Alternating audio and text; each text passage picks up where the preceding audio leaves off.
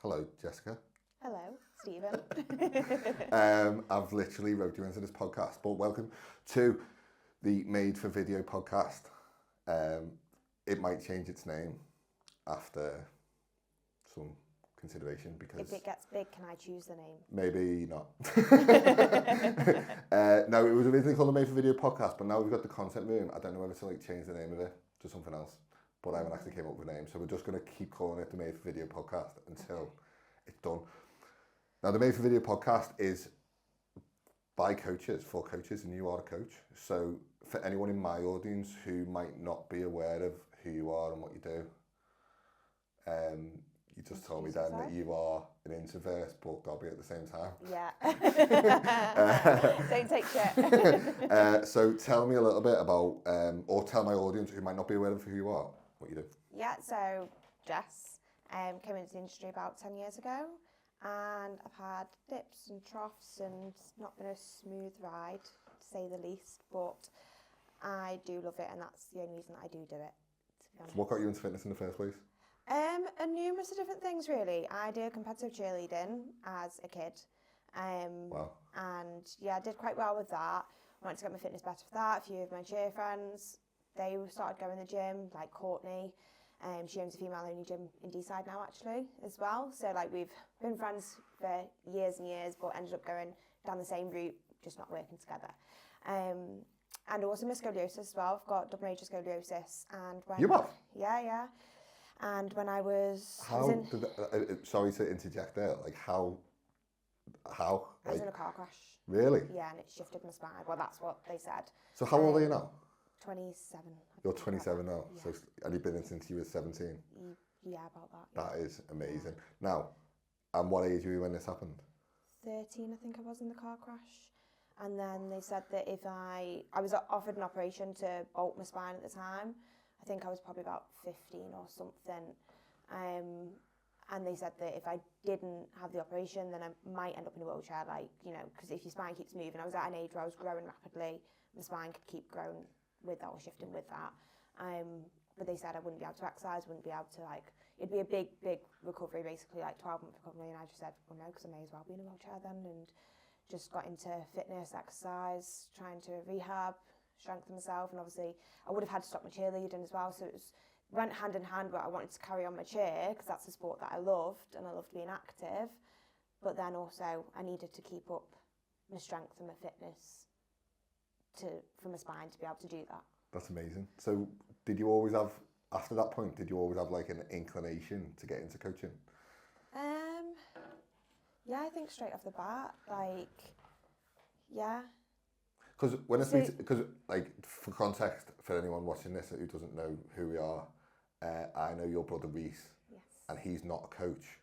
Everyone thinks he is though, don't they? Yeah, like, I'm the coach, thank you very much. Yeah, so was that just like a natural inclination as opposed to Reese? Yeah. I'd say, like, when I was in school, I actually was doing my A-levels and I was going to law school, Silex. So I was doing my A-levels, finishing school at 3, then going to law school 5 till 9. And then I got a job in the solicitors, absolutely hated it. Like, I've got a few qualifications in law. Got a job in the solicitors because through Silex you had to get like 5 years work experience, I think it was at the time, and then you're a qualified solicitor or equivalent to. And got a job in the solicitors and I absolutely hated it, didn't know what I wanted to do. My mum knew that I loved the gym, loved training. She found an apprenticeship online, which was cool, which, you know, at the time. And she went, when you apply for this, you love the gym, you love training, you love being around people, like, go for it. And I did, and then, yeah, the rest is history. Quality. That's amazing. So I didn't plan to definitely, like, be like, I want to be a coach, but it just kind of happened, but naturally as well, like, with the help, obviously, my mum finding the apprenticeship. I was the shittest PT in the world when I started. And when I say the shittest PT, I mean the shittest PT. I was the best. Yeah. That old chestnut. So I had a similar thing. When I was leaving school at 16, I worked on a builder's yard. Oh, okay. And didn't have a clue what I wanted to do. And then from there, the next September, I started college doing a construction or BTEC or something, or HNC. BSEC, Yeah, whatever it was. And then I spent 5 years as an architect in an office in this trainee role. I should have known you when we were getting our house done. Honestly, it was mad, right? Like, I was in this job that everyone would look at and go, oh, it's a decent job, it's a good job, but fucking bored shitless in this job. And it was 2008 recession, before your time, you're a kid at this point. And I got, like, because I was there 5 years, I got paid out $3,000, which at the time, for me being like 19 or 20 or something, I was like, fucking is right. Yeah. Didn't have a job, couldn't get a job, but I did have this like $3,000. And then it's like a couple of months of like balling out of control of like, you know what I mean? Credit card and $3,000. It's like, woo! Like, and then it was like that moment where like you're like brushing your teeth in the mirror and you look up and you go, oh shit, like, I need to go to the gym and sort my shit out here and go like get a job and stuff. So when I went, I started like just like going in the gym, no program or anything. And it used to be these like pigeonhole slots in the wall with like beginners workouts and intermediate workouts, and it was literally just printed. They must have just printed them from like the gym computer and just put them in there. And I just picked one out and I was like, I'll do that. Like, no program. It was just like... I remember one of my first workouts, actually, one of the gym instructors gave me a coin because I didn't know what to do. And he said, flip the coin. If it lands on heads, you have to do 10 reps. If it lands on tails, you move on, or something like that. And it was every single machine in the gym. And it was clearly because he just could not be arsed giving me a program. Like, and at the time, for me, like, this 16, 17-year-old dress, it was the best thing in the world. Thought I was the bee's knees. Yeah, I thought I was like, you know, remember, because I was trying to drop body fat, I had like the bin bag underneath. Like, remember that? It was like people used to wear the bin bag underneath the jumper to like try and sweat more. Oh, it was horrible. And then one day I was like running on the treadmill and I seen this PT, and I always tell the story, and he clearly just I couldn't tell you who he is, so I'm not calling anyone else because I don't know, legitimately don't know who the guy is, but he just couldn't be arsed, and he could definitely tell he was PTing someone, and I was just thought I could do a better job than that, definitely. And then I think I had like about 1,200 quid left of this $3,000. So you did your course. And I went home and I thought, I'd just Google it. I was like, I'm doing it. I played footy in my youth. I'd done like a few different bits. I think that's the thing though, isn't it? Like, I think if you were into sports as a kid, then I think that's like the precursor to it. I think that's the precursor to it. Like, if you've done any sort of sports or any athleticism, anything that's like slightly athletic. It's very rare that I find that you get a coach that hasn't done some kind of sports. Yeah. Like, very rare. 100%. Yeah. And then literally I went home, Googled courses, and then one started 10 days later, and I was like, right, I'll do that. And I didn't have a clue what I was doing. And then 6 weeks later, done it full time. 6 weeks later, I was qualified. Never done a PT session. So I went the long way round. My apprenticeship was like 2-3 years. And it was actually, I trained in core. I was training there for about a month or so. And then the job interview came up for core. So it was the gym that I actually trained in anyway. Isn't it like so scary though? Yeah. That like the standard of entry into the fitness industry is so low. It is bad. It is bad. Like, if you've got to qualify 7 years to be a doctor or 7 years to be a dentist, and you, like, we're working with the human body. We're working with people's health. You can do it. I think you can do it in West Cheshire College now in like 2 weeks. The level 3. Yeah, that is awful. Honestly, like, that's kind of why I got out of doing it, because it was like putting bums on seats basically. It is a frustration, I think, with any decent coach that puts time into their CPD as well. Like, I've done numerous courses, I've done my MNU, I've done my weightlifting. Like, I'm always researching and making sure I don't put content out. That's why I'm coming to you. I don't put content out because I'm that worried about putting out the wrong thing for damaging people. And I know my shit. Like, I know my shit, but I'm that worried that maybe I put out one bit of misinformation, because we're only human, that I don't put it out then. When then you have people doing, like you say, those 2-week courses that are then going and training 58-year-old Mary that's got arthritis and all sorts, and you know. And like you say, it's like half the time these PTs, they don't know anything about programming, and they're giving 67-year-old fucking Mary this program where it's like fucking burpees and box jumps and shit, and you're like, no, please don't do that. Just don't do that. Everyone's learning, so that's why I always try and remind myself, like, we were all new to start with, but Yeah, there are some don't jump sharks, there straight are into some it fucking and- cocks though, aren't there? Yeah. Oh yeah. Yeah. Let's not mention names now. No, there are though, like, it's just, yeah, it's mad.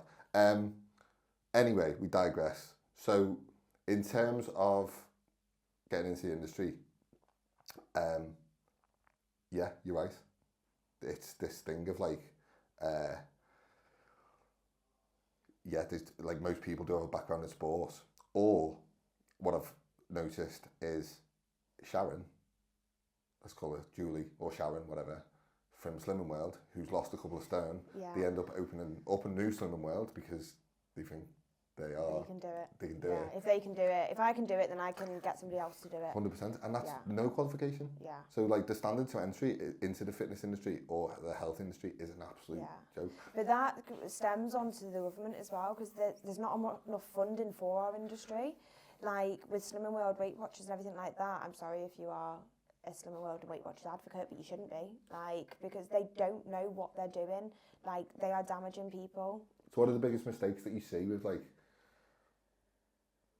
without calling anyone in particular, but like in terms of them companies, the more reputable companies, or we say reputable, the more well-known companies, what are the biggest mistakes you see people fall into? Because I know, like, and this happens to family, right? Like, my mum, she would go to Slimming World now. She's like 65. Yeah. It's lack of education. That's what it is. It's lack of education. It's you're given these meals, but what happens when you come off those meals? What happens when you can't go in and have X-branded meals? Do you know what I mean? Yeah. Like, it is lack of education, and that's the issue that is within the industry, and that's the issue that most people can't lose weight. It's not because they're not motivated or they can't try. I actually put an email about this out last week. That it's not lack of motivation. Everyone thinks the issue is lack of motivation. It's not. You are motivated in the first place to go to that place, to ask for help, to get started. But you're going to people who are uneducated. So how can you expect to be educated if they're not educated? So yeah, I get that. My rant. I get that though. Like, it's the same in the social media industry now, right? Like, the amount of information that is out there. Me and you, if we want to learn anything about anything, we can go on YouTube or ChatGPT or fucking anything and learn it. Yeah. But why don't we? Yeah. Or why don't people? So Mary, who's 45, and she's premenopausal and she wants to lose weight, she could literally go on YouTube and ChatGPT right now and get an exact fucking education of what to do. Yeah. So why doesn't she? Like, why doesn't she? Because information's not the issue. Yeah. It's implementation. So having a program or a coach and this is not just you I'm talking about, but anyone who's like decent in the industry. It's knowing how to coach somebody. Yeah. So it's not more information, like overwhelming people with more information is probably not the best thing. Yeah. Actually having someone who can go, do you know what? Get your shit together. Yeah. The adherence and accountability. Yeah. Being there for you. I actually had a similar conversation with a client today of like, say for example, somebody who coaches athletes compared to somebody who coaches Gen Pop, two completely different coaching styles. Like if I was to coach an athlete just, I'll do it. Whereas if I'm coaching somebody with Gen Pop that has mental health issues or somebody like that, that's proper coaching for me, to be honest, because you're being able to get the best out of somebody that mentally needs that help. Do you know what I mean? Like 100%. 100%. I'm glad you said that. Yeah. I'm glad you said that. I know you're not a fraud now. It is funny though, isn't it? It is funny because like having spent so long in the industry, you kind of get to this point where you think everyone knows this stuff. So you'll say something like, oh, you need... I don't know though, because that's something I always remind myself of. I always think people know this stuff, but there's people that don't know. Yeah. I think because we're so used to it, it's nature to us, isn't it? So you'll say something like, oh, like, we're going to set you up a calorie deficit. Like, people go, well, what's a calorie deficit? Yeah. And I'm like, how do you not know that? Yeah. Or, if you got but it can go one of two ways, can't it? It's either people have know absolutely fucking nothing about it, or they've heard this thing, calorie deficit, so much, it becomes almost like numb to them. Yeah. Oh, yeah, I know it needs to be in a calorie deficit, but if not... But they can't implement it like you or they can't even... I say, what's a calorie deficit? I fucking don't know. Yeah. But I think that's because it's so second nature to us as coaches. Like it's so ingrained in our blood, should I say, like we know it so well that to us we forget. And I remind my Matt, 'cause obviously my Matt's a coach as well, and I remind my Matt of that, of going, how can somebody like not know how to move their body in this? And I'm like, you've got to remember, like, it's not their job, they don't know, like, and he reminds me of that as well. So I think that's good that me and Matt are both good, because we remind each other of things like that. So 100%. yeah, 100%.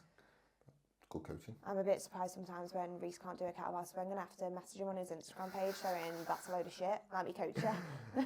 Yeah, I haven't used kettlebells for many years. I used them as doorstops, but that's about it. I stick to barbells. Even though when I started jiu-jitsu, I was that sore and my bones were that fucked that I literally couldn't lift a weight. Oh, really? Yeah, it was like my tendons and like everything was so sore, and I was that fucked that I was like, I can't even like fathom doing a deadlift or anything. And like before, I don't know if you know this, but before I was semi-competitive powerlifting. Oh, okay. Before doing jiu-jitsu. And so all my training was like 3 reps, 2 reps. So going from that to jiu-jitsu? Yeah, like I was like every session was like pretty heavy. Yeah. And I'm strong, like, you know. And then when I went into jiu-jitsu, I was getting tossed around like a fucking ragdoll, and I was like, this is crazy. Yeah. Like crazy. It's completely different, isn't it? So for the first like 6 weeks of jiu-jitsu, I was literally sitting in the car afterwards, like shaking like a leaf, thinking I need to get my blood sugar level like under control here, because I ended up going to like Tesco, buying like a Lucozade Sport. Dude's just like, because I was like shaking like a leaf. And then the next day I'd wake up and I'd be that sore. I'd be like, oh, I've got to do deadlifts today, and I'm like, I can't do it. No. But it's so addictive. It's like this weird fucking backward thing. That's so addictive that you can't not do it. I think it's with jiu-jitsu and things like that, it is the community aspect as well, though, isn't it? It's like, keeps you going. And yeah, I mean, I know your Reece through jiu-jitsu. Yeah. And everybody does. I mean, we roll, like, obviously on the oil rig, so he only comes every couple of weeks. Yeah. But our rolls are competitive now. Oh, are they? Yeah, I'm going to have to come down and watch one day. Me and him are blue belts, right? And we have good rolls, like, really good. And his level of improvement, because when, I don't think you mind me saying this, I might show him this actually afterwards. He was a bit behind me at the start, because that doesn't surprise me. So I'd started, I think 3 months before him, something like that, like 3 months, 2 months, whatever it was. And at the start, he was like just beginner, like I was, but I was just like a couple of months ahead of him. But now, like, it's like totally different. He's absolute machine. Reece, though, when he gets into something, it becomes he's done it with golf, he's done it with motorbikes, he's done it with motocross, like now it's jiu-jitsu. When he's into something, his whole life becomes that. What I like about jiu-jitsu is like it's like a puzzle that you'll never solve. But at the same time, it's like you go in there, and if you have a shit session and you get smoked by fucking everyone, it's still a good session. Is this you trying to convince me to do jiu-jitsu? If you want to, if you want to roll around with fucking like big burly men, then it might be sweat in your face. Yeah, literally, yeah, getting like fucking ball bag in your face. Yeah, like, I was gonna say that, but like, I wish I was joking, but it's actually. I literally had this conversation with Chris, because where I work in Powered, he's obviously my boss, he's the owner, and I found out he rolls with my brother as well, and I was like, oh, you've been going hugging me brother again? He's a cool guy, Chris, isn't he? Like, yeah. He's a cool guy. Like, Chris is... very knowledgeable. Very knowledgeable. I actually asked him for some nutrition coaching last week, because... realistically, like, because we just had a baby, the amount of fucking biscuits and crisps and cake and shit that's being delivered to our house, just have some cake. Yeah. Like, I brought you a present, some biscuits or something. It's just like lying around the house, and I thought, I need to just rein it in. So it's not really for like the nutrition actually. It's more just like giving me something that I can just stick to. Yeah. Like basically. Yeah. So, but we got speaking anyway, and he's another one. Started well after me and Reece. But good. He's fine, yeah. Yeah, so like we're noticing I think he's a bit like my Reece, you know, is the sense of like when he's in something, that's why he's got such a successful gym, because when he's into something, he puts everything into it. Yeah. Yeah. I think there is definitely an element to that. I mean, I can speak from experience in saying that every time I've tried something, it's not always worked. Yeah. But the things that have worked, I've really got addicted to. Yeah. So like, that's like anything in life. I was made redundant, so back against the wall. I've got no job, going out fucking drinking all the time. I'm going to become a PT, totally random. Then it was, I'm doing online coaching and I'm assessing level 2 and 3 PT courses and delivering apprenticeships. I'm going to be a videographer and start a social media company. Okay. You've done well in all of them. Yeah. Right. It's totally off thing. And then the two things in fitness that actually stuck, other than like just general training, was powerlifting and jiu-jitsu, actually. But now I'm trying to like balance jiu-jitsu and powerlifting, actually. And having a baby. Yeah. One thing I did want to talk to you about was online coaching, actually. Okay. Talk to me a little bit about firstly, who it is that you actually work with generally, and then what your program is and what it's about. I wouldn't say I generally do a specific program. Every now and again I might throw out like a 6 to 6 or I don't know, an 8-week program or something. I generally like to work one-to-one with clients and generally females. That's only been the past year or so though, to be honest, and I did question myself about this the other day, thinking, am I just falling into this little cult of female coaches who only coach females? Because I have coached men before and I absolutely fucking love coaching men. They do what you tell them to do. Females are a bit more complicated, obviously. We've got our hormones and there's I hope you don't, sorry, any men, don't mind me saying it, I feel like females do have a bit more stress factors in their life. I tend to agree with that. Yeah. Okay, yeah. I don't know if I'm saying the right thing there, but yeah. Do you know what it is? Like, I think men act more, again, correct me if I'm wrong here, don't shout at me. Are you talking to a feminist? I think men act more on logic and women act more on emotion. Oh yeah, definitely, 100%. And that's probably why they're more stress leaning. I think that's something that you learn as you get older though. Like if anybody knows me from when I was younger, I am such a hothead, it's unreal. Like that's what I was saying to you before, I'm gobby. So you don't strike me as a hothead? Oh, I am the biggest hothead. Wow. Yeah, I am. I really am. Like 10 times. Reese is the chilled one. I am not. Like yeah, Reese is chilled, to be fair. I've got a short fuse. Me and Reese have actually become really good friends, to be fair. Oh, nice. Yeah. And now I'm scared of his sister. No, I am, Reese will tell you that. I am a hothead, I've got a short fuse. But as I've got older, I've learned to bite my tongue and pick my battles. If you like, whereas when I was a bit younger, it was straight away. Yeah. Like, oh yeah. Yeah, I feel like that's probably a good trait to have. It depends when and where. Like, I've dropped myself in the shit a few times when I'm like, oh, I probably shouldn't have done that. I think it's probably a good trait to have as well, like you've actually learned to like control that. Yeah, I'm very self-aware, which is something that I try and teach my clients. Is that through coaching? I think so, a little bit, yeah, to be honest with you, because I've worked with so many females who I'm like, you are eating out of emotion, or you're reacting out of emotion, or you're going, fuck this shit, I'm not doing this anymore because it's not working out of emotion. Just take a step back and take a moment and actually reflect. I had this conversation with a client this morning on a check-in where she was saying, I'm disappointed because I've only lost X amount of weight. And I said, yeah, but you've still made progress at the end of the day. And if you keep making that progress, I think it was like half a kilo a week or something, and over the years, it was like 20-something kilos. And I was like, but if you don't do it, then you're not going to progress at all. So just keep ticking. Don't use your emotion and go, oh, whatever, because that's when the yo-yoing and the unhealthy habits come in. And I love it. Yeah. I love that. It's like same with learning a new skill, actually. It's like whatever the skill is you want to learn. So the first thing I learned was video editing when I started doing this. And with video editing, it's like there's so many components to video editing and so many little intricacies that you just don't. I don't think people appreciate in the that video. When you enough, watch a video, you wouldn't notice it because it's so subtle. Yeah. But when you put all the things together, if you individualise them all, it's like jiu-jitsu, millions of different fucking components to it. Yeah. And you're like, I can't learn all that thing at once. My brain just can't. So what you try and do is like break that one thing into like more manageable things. Yeah. It's like when I started learning anatomy and physiology, it's like I couldn't remember all the bones and fucking tendons and all shit. So what I tried to do was, like, right, I'm going to learn about the pecs, and then I'm going to learn about the biceps. Yeah.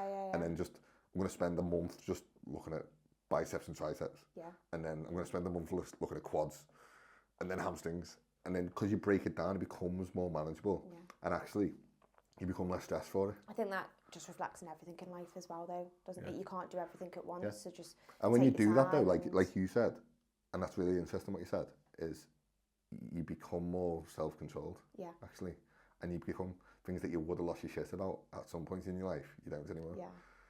Because you're just more fucking... And I think working with so many different What is people... it, like more mature to it? Yeah, working with so many different people, so many different characters. I remember a gym that I worked in, and I would be the only female in there for like 3 months straight. It was proper like grindy, heavy hitters, like really, really gym. And the owner, absolutely love him, but he taught me so many lessons of just choose your battles, like don't react because there's no point with some people, like you're not going to win, so save your energy. Yeah, you don't change people by telling people, you change people by showing people. Yeah. That's it, isn't it? Yeah. The only way to win, someone told me this, the only way to win is by being just winning so big that you just end up, they just don't matter, just doesn't matter anymore. That problem is so small compared to, like some of the problems that I used to get wound up about when I was in my 20s, if I took that problem now and put it in my life, it's like it's not even a thing. Yeah. But now it's like if I make a bad decision now, it actually affects, like, it actually fucks my life up. Yeah. Whereas in my 20s, you just kind of like, oh well, yeah, I'll just get on with it. Yeah. I've got 2 kids I need to look after. I've got a dog. Actual fucking decisions. So that's cool. So leading up to Christmas and New Year, well, let's start with some tangible advice for people to give some people a bit of value. Leading up to Christmas and New Year, obviously people eat a little bit more and tend to slack off a little bit. Yeah. Just naturally with more parties, engagements, food just laying around, as I've talked about. What tips would you give people leading into that period? I actually did an email about this last week as well. Don't fuck shit up just for Christmas, basically. Like, enjoy it, but there's always going to be something going on in life. Like, you're going, oh, but it's Christmas, so I'm going to wait till January, February, whatever. Comes January, you're skint from Christmas, so you're going to put it on the back burner till February. And then festival season comes a couple of months later, and I'm going to wait a couple of months till Fezzy season's over. Like, there's always going to be something in between that. You've got Valentine's and maybe some birthdays. There's always going to be something. Got a hen doing Ibiza, you got this yeah, and that exactly. On, like, so it doesn't mean you have to go hardcore now. Like, obviously, Christmas, majority of people love Christmas and want to relax. It's time to wind down from work and everything. But time to wind down from work also gives you opportunity to maybe push in other areas where you normally use an excuses of work that you can't push your fitness. You go, I'm too busy in work. Do you know what I'm saying? So 100%. Winding down towards Christmas, maybe use that as an opportunity to do the shit that you say that you're going to do rather than slacking off. And I don't mean not to enjoy it. Like, I love Christmas and I wind down. I'm the most antisocial 20-odd-year-old you will ever meet. I hate going out. But during Christmas time, I will use that as an opportunity to pick things up a little bit, but then I can also have those social occasions. If I'm not a big drinker anyway, to be honest with you, I do like a drink, but I'm not a big drinker. So if I go out to the pub with my mates, doesn't mean I have to go out on the lash. Like, you know, it's... Yeah, I love it. Yeah. Love it. And then, leading into 2025, what's the goals for the business? To grow, to help more people. And I know this sounds so cliche, but I'm somebody, I can't do something that I don't like, and I annoy myself with it, because I could be really successful in certain areas if I was money driven, but unfortunately I'm not. Unfortunately for me, I'm not. Like, I have to do stuff that I like, so if I don't enjoy it, I can't do it. I can't bring myself to do it. I end up going into a meltdown mode. So yeah, just to grow the business, but enjoy it. Look at Reece. As well. Yeah. Anything works. Yeah. If working on a fucking oil rig, to me, the most boring job in the world, I could never imagine doing myself. If you can monetize that in terms of like doing something, we can monetize anything. Yeah. So actually, you can reframe that as, I'm not money driven, But if I'm doing what I love, I think I'm success driven, not money driven. I think there's two different things. I think that two goes hand in hand. Yeah. Because I think what you've said today, and this isn't blowing smoke up your arse, but what you've said to me is legit. And I speak to a lot of not legit coaches. Yeah. I know a lot of not legit coaches. So I know for a fact that when you get to that level of success, the money will be there. Yeah. So even though you're not money driven, you might be success driven. Yeah. Like I wouldn't. I mean, like I wouldn't. Like actually, I wouldn't look at myself as money driven. Like, but the more people have helped and the more I've enjoyed the work. It's always nice, isn't it? It's always nice to be more comfortable in life because you can be, you know, naive and go, oh, I'm not money driven, like I just said, but it does make your life comfortable. But as long as that's all I want comfortable. If someone offered you 30 of your absolute dream clients in an online program that you loved to deliver, and you were all paying you 350 quid a month, say, that would be an amazing thing for you. Yeah. And you would have the finance to fund whatever else you want to do in your life. Yeah. And that's an amazing thing, right? I don't know if you know this, I left the industry last year. Did you? Yeah, I went into engineering in Openreach BT, and I was climbing the poles, and I did an 18-month apprenticeship there. And it was because... Do you know what? I thought I saw some girl at the top of like a BT pole once, like last year. Yeah, it wasn't because I didn't love coaching. I was just that frustrated at the industry, and... So what made you go back into it after that? I missed it. Yeah, the Openreach just wasn't for me. I felt like I had no purpose. I know that sounds really cringy, but I generally felt like I had no purpose. I was like, I'm installing people's internet. Like, what good am I actually doing in the world? I know we all need internet, but we don't need internet, do we? But we need our health. And I missed it. I still did a little bit on the side and things with online coaching, but yeah, I really missed it. And I didn't get any fulfillment from it with this job I do. Like, it just made me realise the grass isn't always green on the other side, and what you've got, you can make of what you've got. Well, do you know what? Fair fucking play. Yeah, I've gone back in stint now. Yeah, well, when I was coaching, I mean, there was a few times where I was on the bones of my arse, living on beans on toast, to be fair. So we've all been there. Yeah. Well, fair play for gritting it out. You're doing something you love and you're going to smash it. So I can't wait to see the content. That's the thing that I'll be looking out for. And I'll be... Neither can I. I'll be like a Hawkeye on your profile. So, if anyone wants to get involved in what you do and is looking for some coaching, where is the best place they can find you, get in contact with you? Probably my Instagram. I think that's the main place that most coaches use nowadays, don't they? Yeah, but Instagram, DM me, or I've got links in my bio and things. I've loaded free shit as well. If you just want the free shit, then get go the for free it. shit. Yeah. Get the free shit. Yeah, I think my email list is actually called Get the Free Shit. So yeah, probably my Instagram, or I do work down at the Athlete Factory as well in Chester. Oh yeah, go to the Athlete Factory. That is an amazing setup. Yeah, to be fair, it's a really good setup. Jess, thanks so much for your time. No, thank you. I know I roped you into this today without any sort of prep or questions or anything. But that was legit. Thank you.